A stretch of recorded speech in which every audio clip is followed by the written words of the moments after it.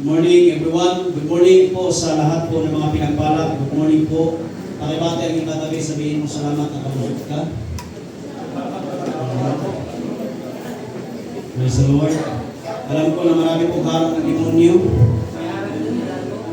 Marami pong harap ng demonyo, pero huwag mo naman sabihin yung anak ko, demonyo. No? Marami pong mga paraan ng demonyo, mga kapatid.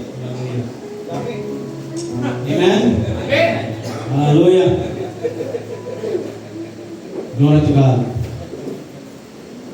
Alam ko po na kakatayo nyo lang, pero tayo po ay tuloy-tuloy na sa ating gawain. Lahat po tayo tumayo bilang pag-alang sa ito ng Panginoon.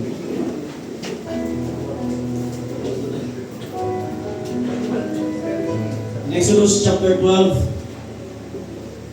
it says, "Tell the whole community of Israel that on the 10th day of this month, each man is to take a lamb for his family, one for each household. The animals you choose must be your own males, without defect, and you may take them from the sheep or the goats." It's like this. Then they ask to take some of the blood. May ganito ha?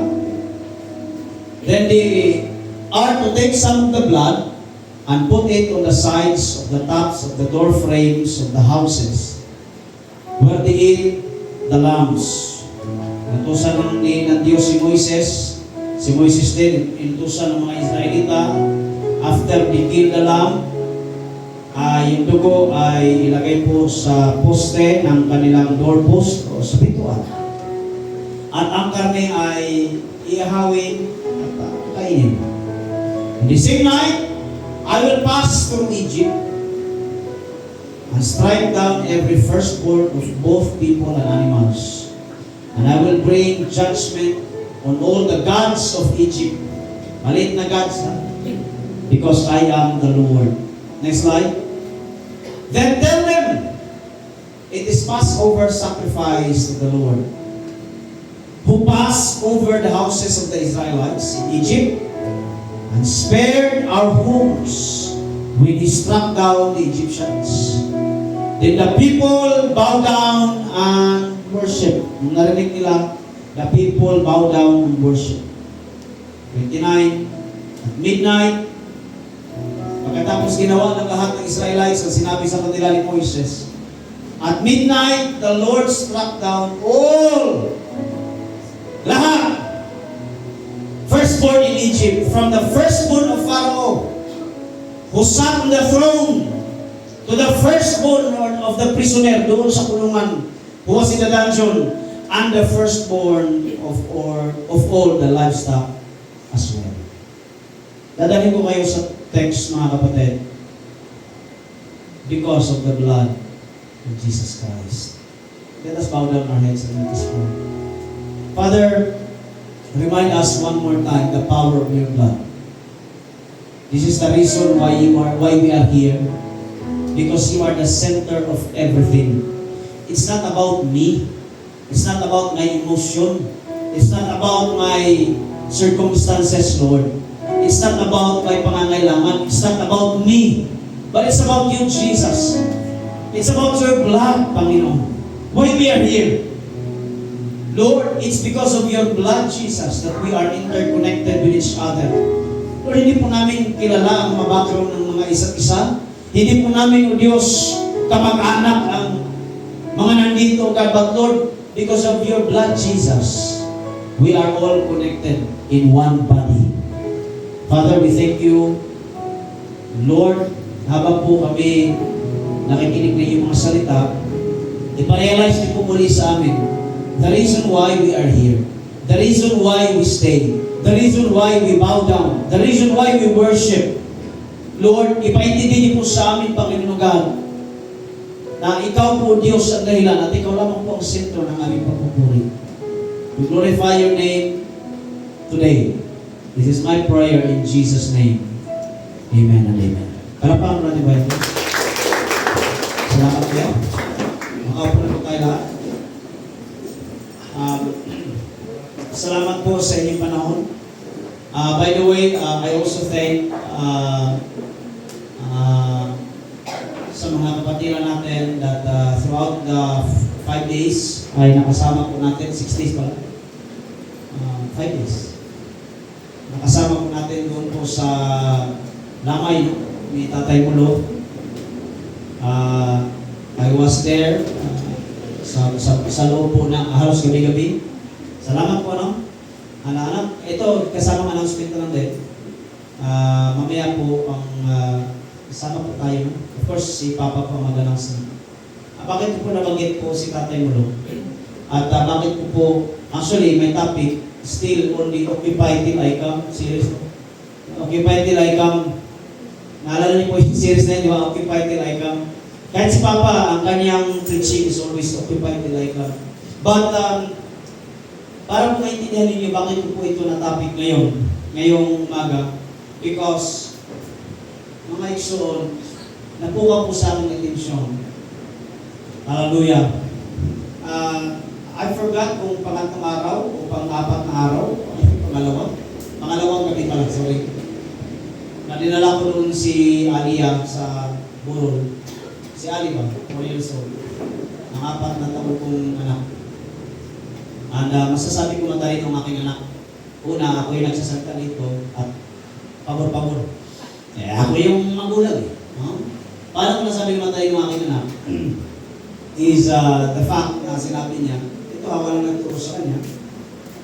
Diyan ko kinuha yung context kung bakit ko pininsahe ito sa inyo. Nagkaroon po ako ng reflection.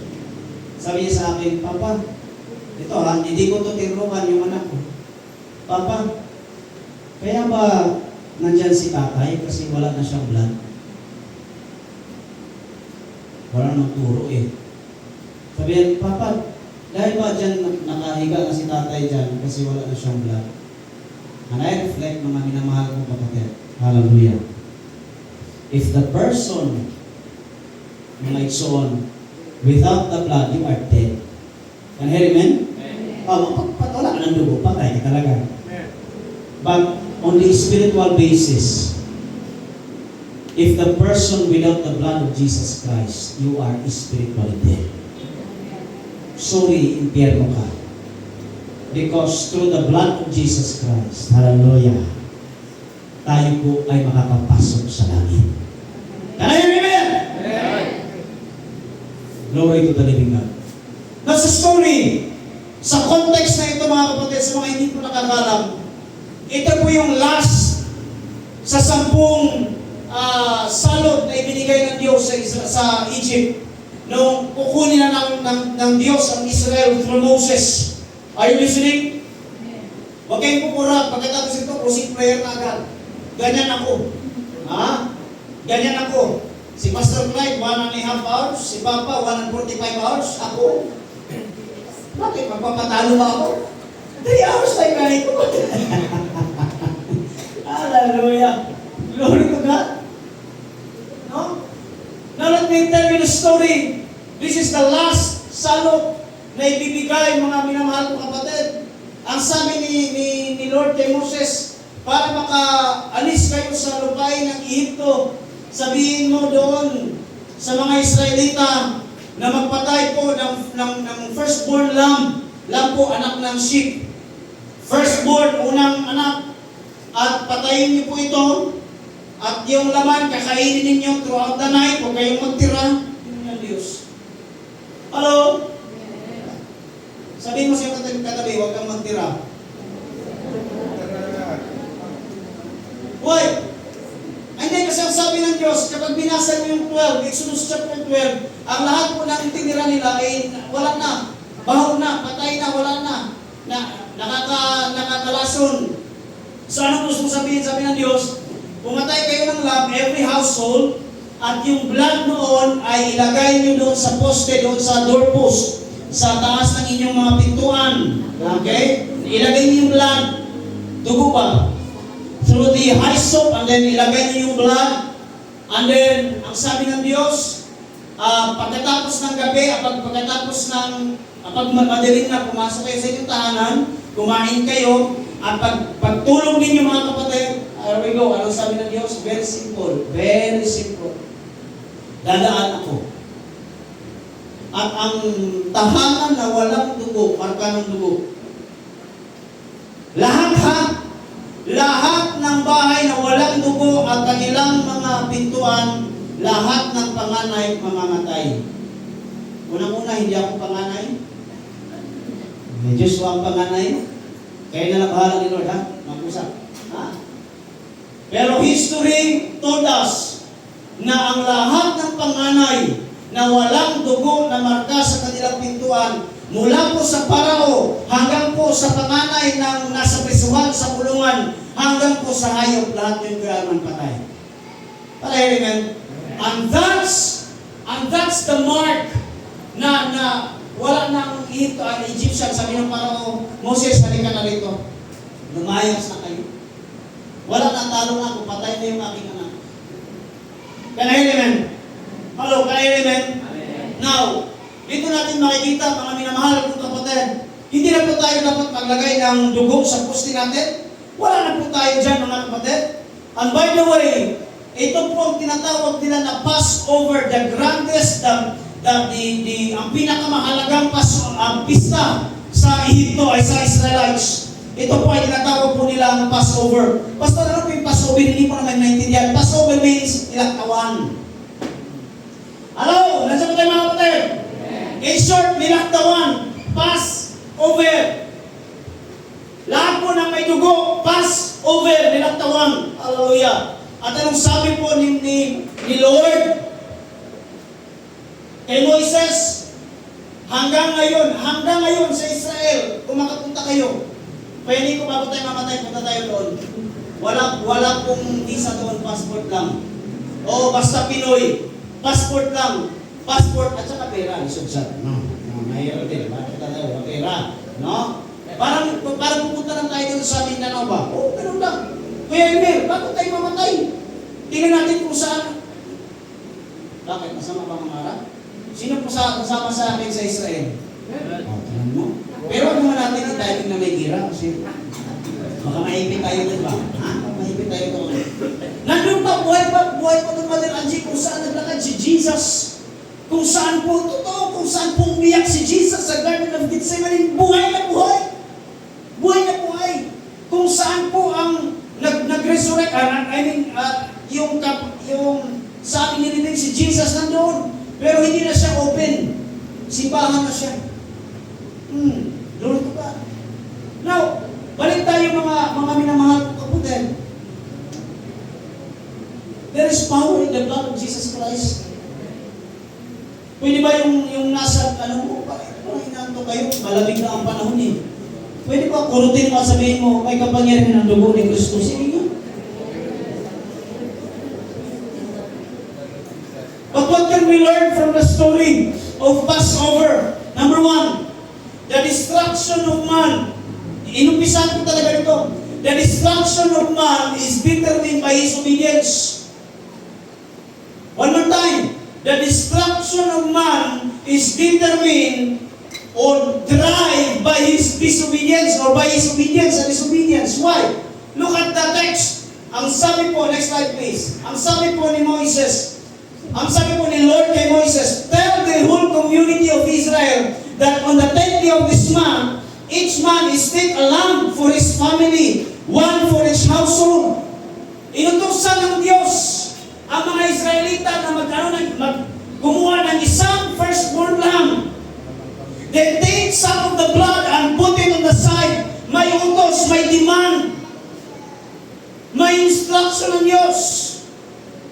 Wala mong pinipili ang Panginoon. Kung ang isang Israelita hindi sumunod sa instruction na walang dugo, mga kapatid, ang kanilang tahanan, kahit ikaw Israelita, patay ka. Amen ba? Amen. Kasi walang pinipili, mga kapatid, ng Diyos sa kanyang instruction. Ang sabi niya, kumuha kayo ng firstborn lang, patayin niyo yung dugo, ibahin niyo sa poste ng inyong pintuan o sa pintuan. Next slide natin. The instructions and guidelines are clear. Klaro. Hindi malabo ang Diyos kapag naglagay ng instruction, sabi niya, pumatay kayo ng lahat. Maglagay kayo ng dugo sa poste. The instructions are guidelines. We're clear, klaro. Hindi po, ang Diyos po kapag naglagay po ng guidelines, hindi po bara-bara. Ang Diyos po kapag naglagay po ng guidelines, klaro, kanayin nga? Ano ang ating guidelines today? No other than the Bible. Ang sabi ng Psalms 115, Thy word is the lamp unto my feet and the light unto my path. We have that song. Thy word is the lamp unto my feet and the light unto my path. If you want to have guidelines and instruction, mga kapatid, here is the map. The Bible. Hindi mo siyang katabi, magbasa ka ng Bible. Sabi mo,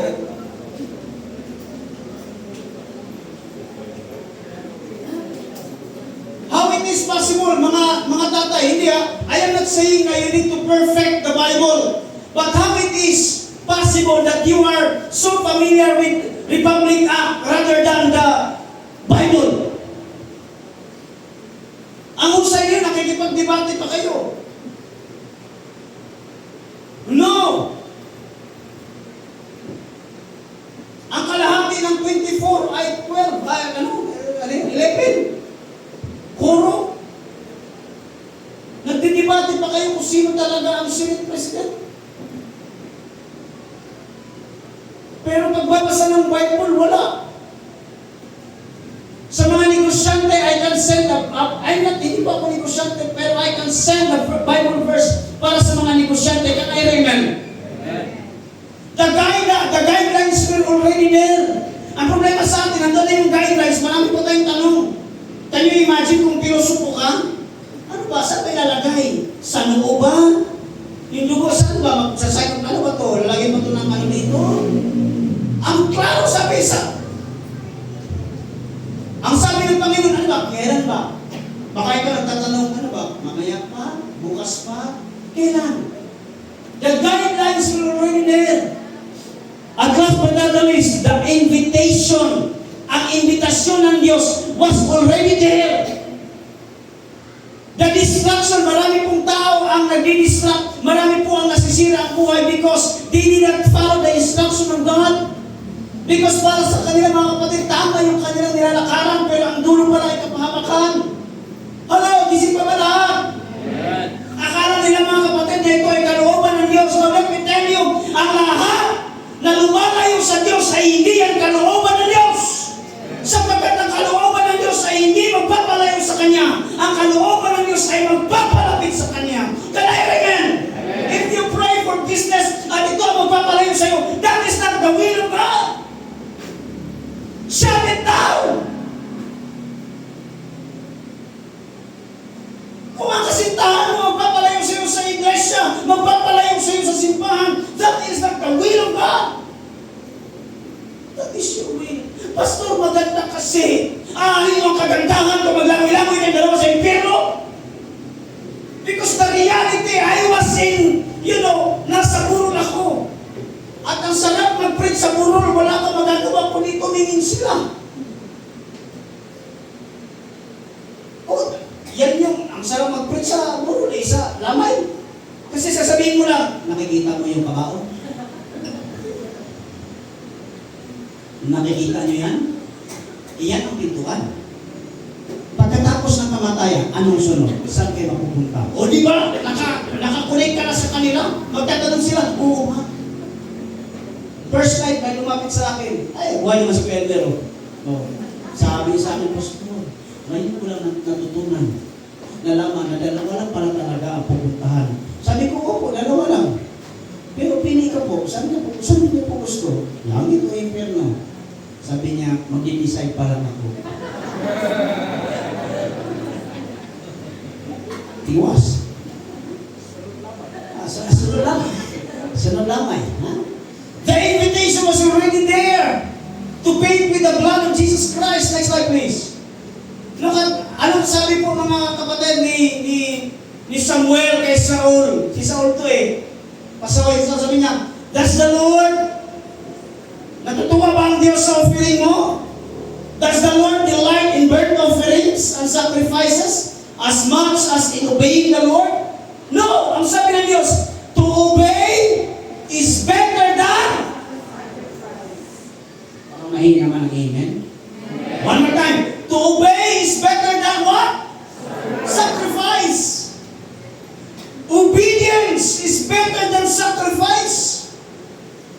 Kahit ang laki ng offering mo dito, kahit gaano kaliit ang offering mo dito, kung wala ang obedience mo, wala. And by the way, you know, sometimes we are so familiar with Solomon. Sabi, Solomon is the wisest person in the world. Solomon, mga minamahal kong kapatid. No, sabi niya, hang ako kay Solomon because he seek wisdom. But remember this one, mga minamahal kong kapatid. The difference between Solomon and his father David is far. Why? Because Solomon is only wise, but he did not obey. Because wisdom is always on the mind, but obedience is always on the heart. Hindi naman amen? Sobrang talino ni Solomon na 700 ang kanyang concubines at saka 300 ang kanyang asawa.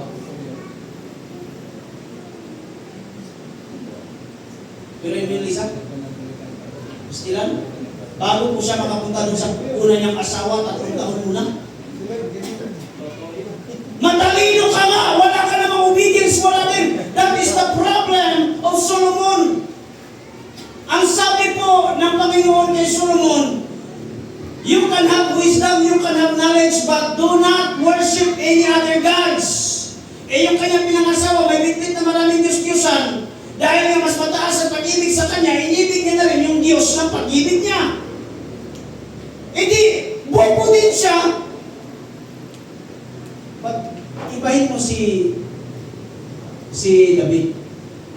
David, obedient sa ating Panginoon. Can I hear amen? No?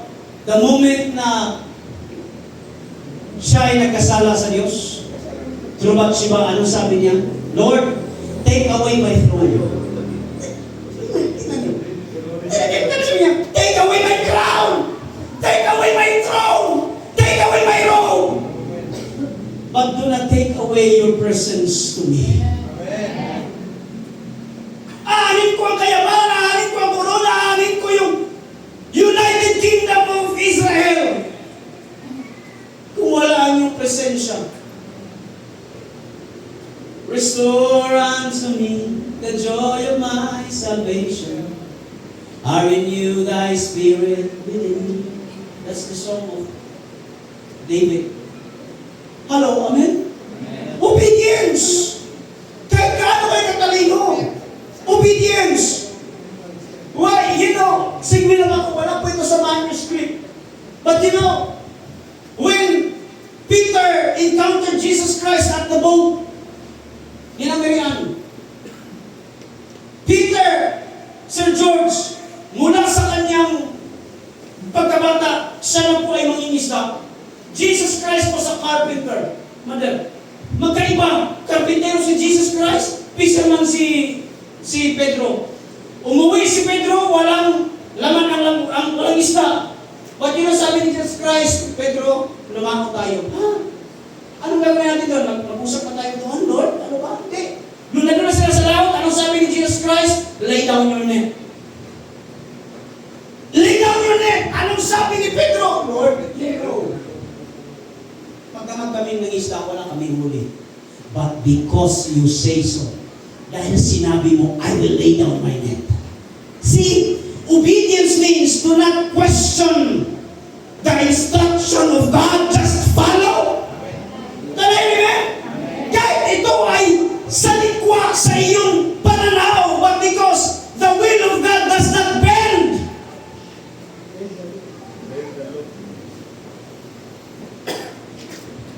May mga mambabatas tayo, you need to bend the law. But the will of God does not bend according to your biases. No. Kasi kung pinusok mo si Pedro, sasabihin niya, Kuya, sa mga karpintero ka lang ako.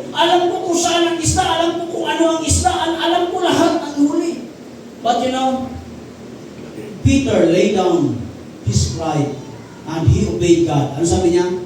Lord, because you say so, I will lay down my net. Paghulog sa net, halos mapunit ang labat. Kanahin na. Tapigin mo katabi, sabihin mo, sumunod ka sa Diyos. Okay, sa harap mo, last na to, sabihin mo sa harap mo, huwag ka nang malit.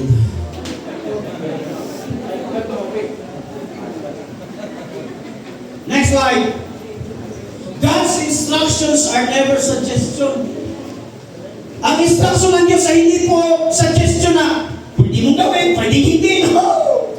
Ang instruction ng Diyos, you need to do it whether you like it or not. In spiritual matters, partial obedience is still disobedience. Tama ba ako, Sir George? Sundalo yan. Partial obedience is still disobedience. Why? Because God wants your full surrender. Amen? Walang pag-aaral ng Diyos. Next slide, please. It's not about you. It's not about you. It's about the blood. It's not about you. It's about the blood of Jesus Christ. Bakit, Pastor? Next slide natin. The blood. Hello.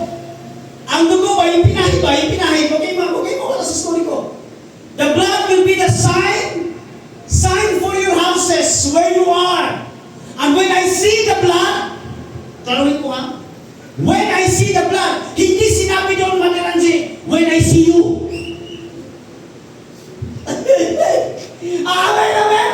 Hindi sinabi doon, when I see you. Pag nakita kita ha, Ruby ha, hindi kita papatayin ha, pag nakita kita, hindi. Anong sinabi? When I see the blood. Ay, naku. Think about this one. When I see the blood, I will pass over you. No destructive plague will touch you when I strike the Egypt. Why? Anong mensahe? Next slide natin. Hindi tinitingnan ng anghel kasi angel of death yung pinadala ng Diyos eh. The angel of death. Hindi tinignan ng anghel kung sino ang nasa loob. Ate Charlene, wala pong listahan ng tupad AX dahil ka-speaker, may AX. Wala pong hawak. Wala pong hawak ang anghel, Kuya Ray, na listahan kung sino ang papatayin at sino hindi. No! Hindi po niya tinignan. Malapit ko kay Mayora. Okay to. Naktahan ko. Ito. Dati itong adik. Hindi na. Papalipat ko ng kalapate. Ano to? Hindi niya sinabi gano'n. Hindi niya sinabi. May tato ito. Tato pa ito ng Jesus, pero buloyan mong gayong kuwan, kinabuhi. He did not, the angel of God did not search for what kind of person you are inside your house. Hindi niya sinabi, okay, naka-aircon to, sige, okay to. Pabor, sige, gano'n. Ito mga pobre, patay ito. Walang sinabi na gano'n. Walang pabor, Kuya Edgar, amen? The angel did not seek who's inside. He did not ask about their past. Wala ka sinabi doon na. Adi ka ba dati? Nakita ka ito sa nandito ka, drug list ka, dito na listahan ka. Paano ka ba? Ganun ba? Wala ka, sige, may strike ka na. Walang sinabi. Walang sinabi na may song. The angel did not ask about the past. Kung sino yung nandoon, Kuya Arman. Papangitin mo yung mga pangalan. He did not ask kung marami ka o konti ang blood. Hindi tinignan ng angel. Konti lang. Winisigar lang ito ng hindi. Ano ang standard ng angel? Maison. The standard of angel is not you. The standard of God is not you. The standard of God is not about you how you dress. The standard of God is not about how you live. Mahirap, mayaman, hallelujah. Payat na mataba, bata o matanda, may ngipin o wala ang mga igsoon. God's standard is not about who you are. God's standard is all about the blood. Palakpakan niyo mga Diyos. That's why you need to understand every Sunday morning that why you are here in this place, mula sa iyong tahanan, ikaw ay papunta rito. It's not about you. But it's about the blood of Jesus Christ who is in you. Amen. Hindi tinitingnan ng Diyos kung gaano ka masarap magpuri, kung paano ka iiyak ng dugo. No. Tinitingnan ng Ama nasa langit ang dugo ni Kristo na nanalay tayo sa buhay mo. Wala pa kanyang ano. Next slide. In Him. Sino yung Him na yan? Jesus. In Christ, we have redemption through His blood. The forgiveness of sins according to the riches of His grace. So lahat po ng tumanggap kay Kristo, tumaas ng kamay.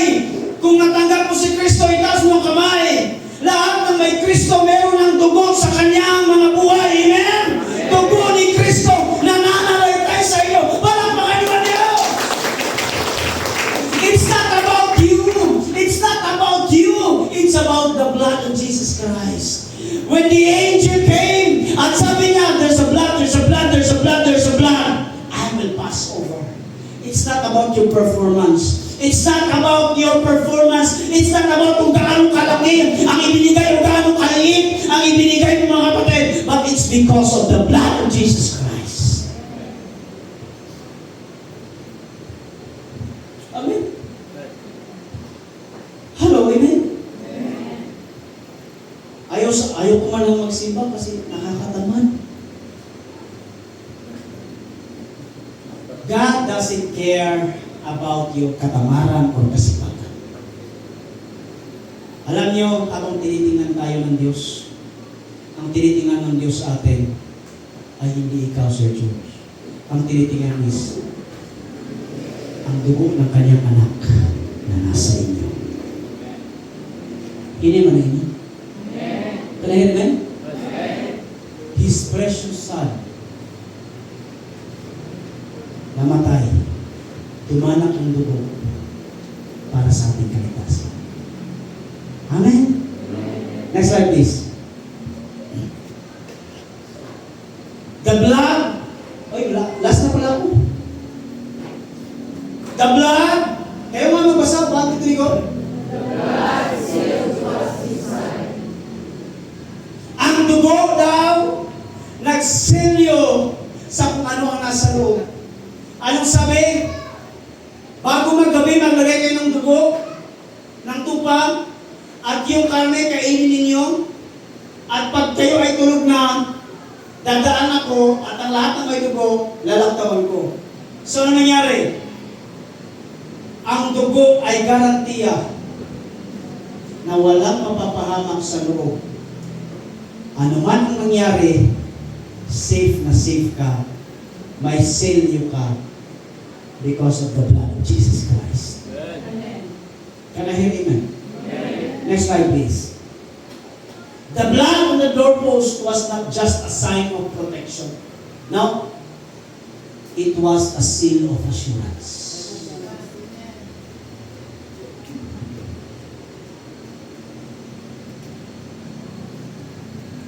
Ang pinakamasarap po sa pagiging isang born again, may assurance tayo. Hindi bara-bara. Sabihin mo nga sa iyong kanan, sabihin mo, may assurance ka. Sige.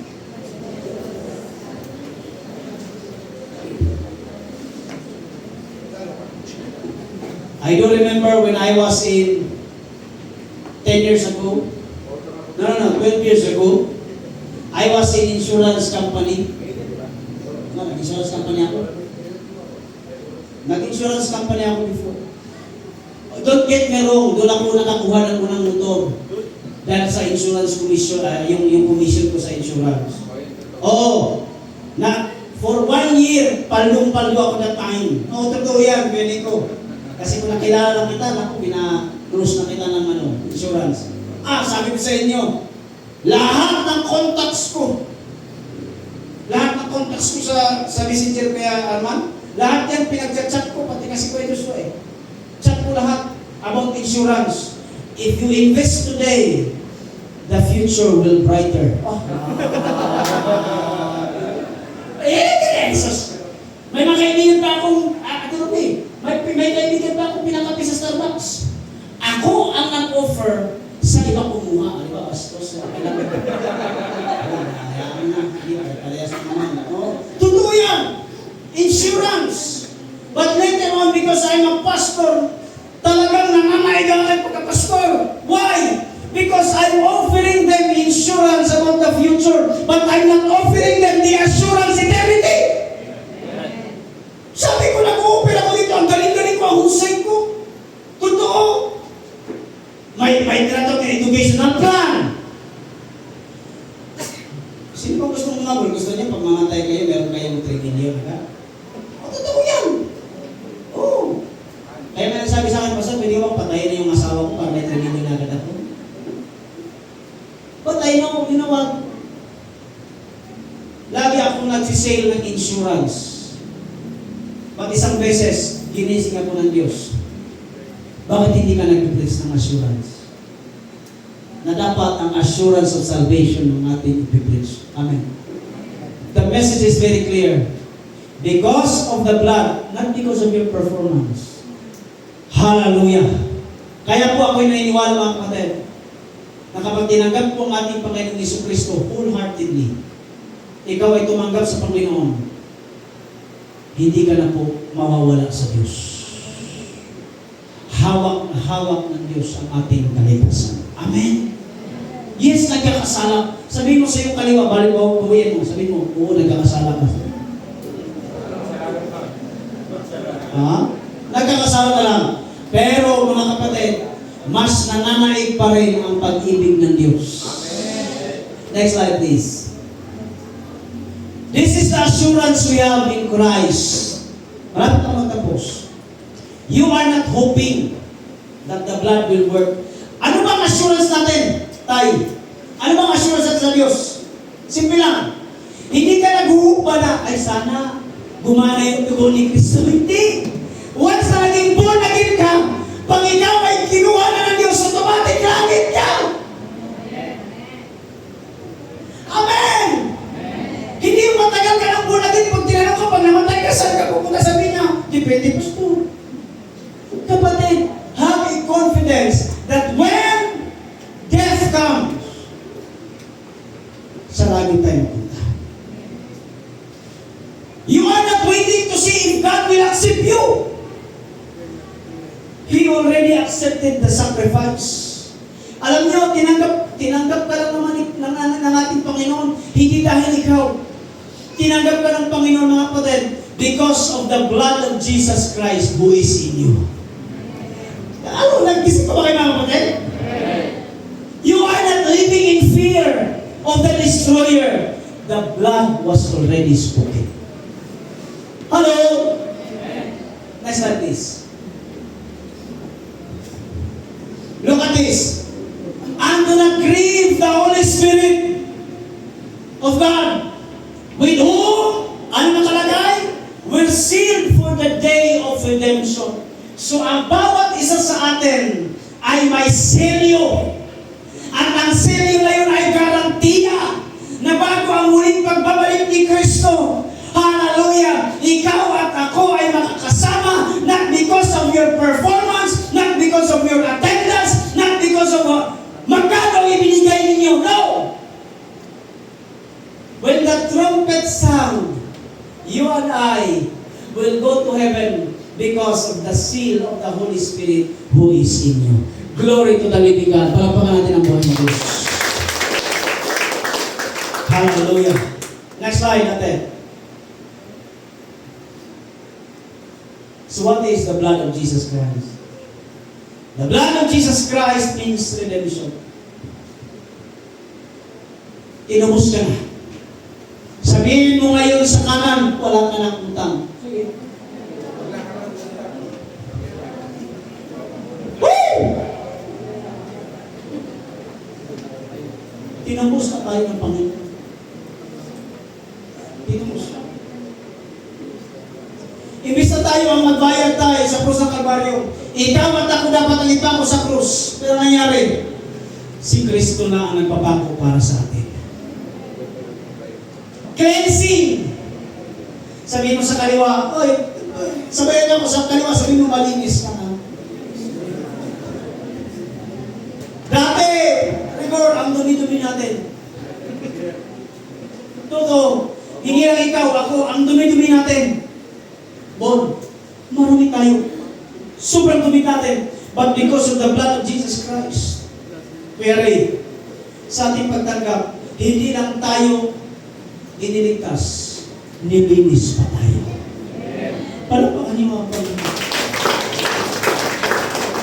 Lahat po lang nilinis na ng Panginoon, itaas ang kamay at sabihin mo, ako yan, Pastor. Ito lang pinakamasarap, access and nearness. Because of the blood.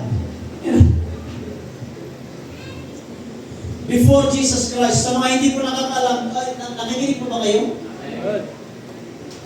Nung wala pa si Jesus Christ, madalansi, pag nag-offer ka ng kupa para malinis ang iyong kasalanan, kunwari ito ang simbahan, ikaw ay nandun po sa forest park. Nakatayo ka doon and you are hoping, sana pinatawad ako ng Diyos. You are far away from God. Dati kang malayo sa Panginoon. Amen? Dati kang malayo, lagi ka na lang nagmamasid doon sa templo. Sana mapatawad ako ng Diyos. Sana mapatawad ako ng Panginoon. But because of the blood of Jesus Christ, you have an access. Kaya ikaw ay nakaupo ngayon dito mga kapatid at hindi tayo namamatay, hindi tayo bumagsak. Because the blood of Jesus Christ grant us an access. Because of Him, He is the way, the truth, and the life. No one comes to the Father except through Him. Ibig sabihin, malaya na tayo. Sapagkat ang ating Diyos, ang pinaka-saserdote natin mga kapatid, wala na pong middleman. Wala nang middleman na bubulungan mo. Woo! You know what I'm talking about? Wala nang middleman na bubulungan mo. Wala nang middleman na doon ka mag-confess. Because of the blood of Jesus Christ, we have an access that you can talk to Him directly because of the blood of Jesus Christ. Palakpakan ang Diyos. Hallelujah! Alam niyo, pag pera-pera pinag-uusapan, nalakas niyong pumalakpak. Pero pagdating sa dugo ni Kristo, parang ang hirap niyong papalakpakin. Para hindi kayo natutuwa, gusto niyong yumaman ng yumaman. Pero ito ang kaligtasan. Amen. Next slide please. This is my last slide. Peace and reconciliation. Sa mga hindi po sa mga hindi po alam, the blood of Jesus Christ gives us what? Kapayapaan.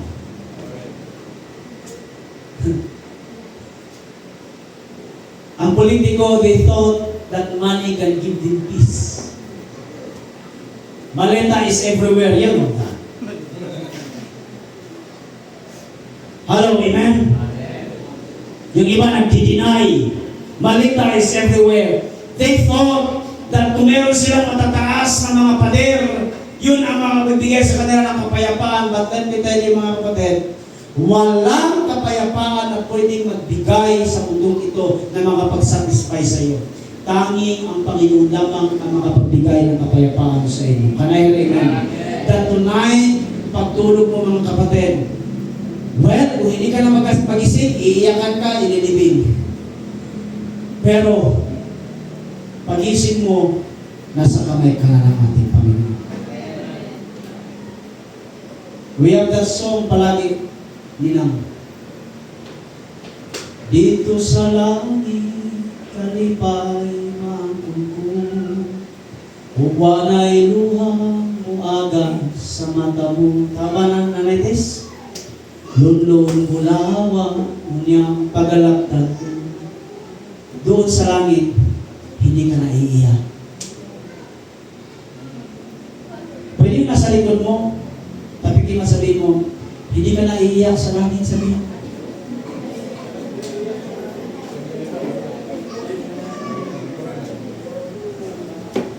Last but not the least, overcoming victory. Sabi ng Revelations 12:11, dito magkatapos. And they overcame, past tense, by the blood of the Lamb and by the word of their testimony. Alam niyo, mga taga-Zion, wala pong miyembro ang Diyos, wala pong miyembro ang Zion na talunan. Ang lahat pong miyembro ng Diyos, ang lahat po ng miyembro ng Zion ay laging panalo. Why? Ipinanalo ka na ng ating Panginoon sa dugo ni Kristo. Itaas ang kamay na siya ay nagsasabi na siya ay victorious Christian.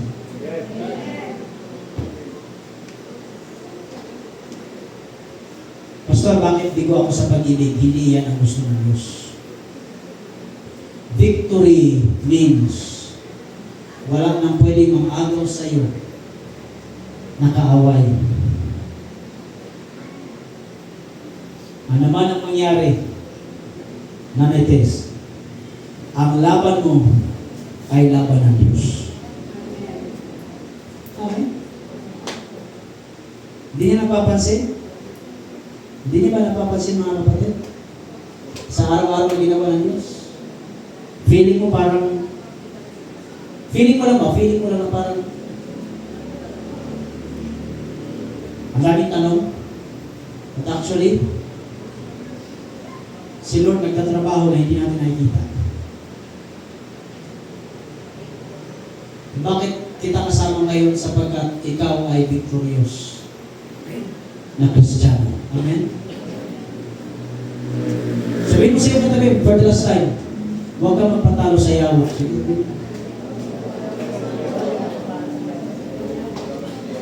Why?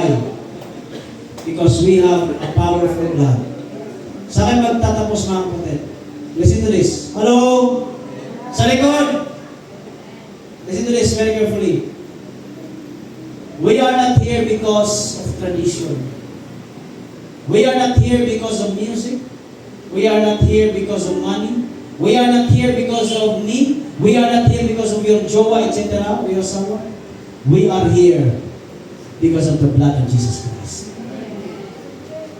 Babalikan ko yung sabi ng aking anak. Yes, patay kung wala ng dugo. Pero kung may dugo ka ni Kristo, buhay na buhay ka sa harapan ng ating Panginoon. Gibo ko tayo. Thank you, Jesus, for that precious blood. 2,000 years ago, ikaw po, Diyos, ay namatay, dumanak ang dugo para sa aming ikaligtas po. Father, we thank you because we understand na it's not about our performance, it's not about our what we do, what we did, God, but it's because of your blood, Jesus Christ. Ano ba ang aming may pagmamalaki, Panginoon? Ano ba ang aming ipagpamataas sa inyo, Diyos? Lord, we are just saved by your blood. And I pray, O God, that your blood is still powerful. Your blood, O God, is still powerful. And Lord, the same blood who healed many, O God, is the same blood na magdadala ng healing today. I pray, O God, sa mga karamdaman, even, O God, a drop of your blood into their lives, there is healing. Sa may mga pangangailangan, O God, through the power of your blood, Jesus, meron po katagumpayan. Sa mga nangihina, Panginoon God, through your blood, meron po, Diyos, hallelujah, O God, na kaligayahan.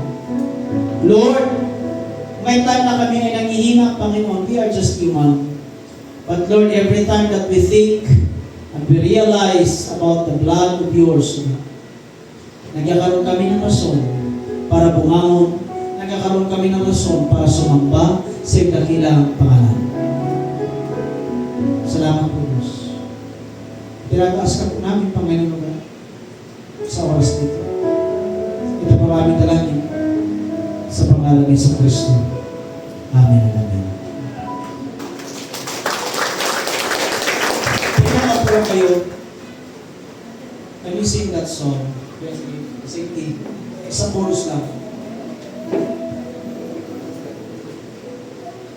Worthy is the Lamb seated on the throne. Crown you now. Crown you now with me. We have the lyrics. Worthy is the Lamb. You reign victorious. Lift up your hands. Come on. Okay, Maya, lift up your hands in worship. You know that song? Jesus.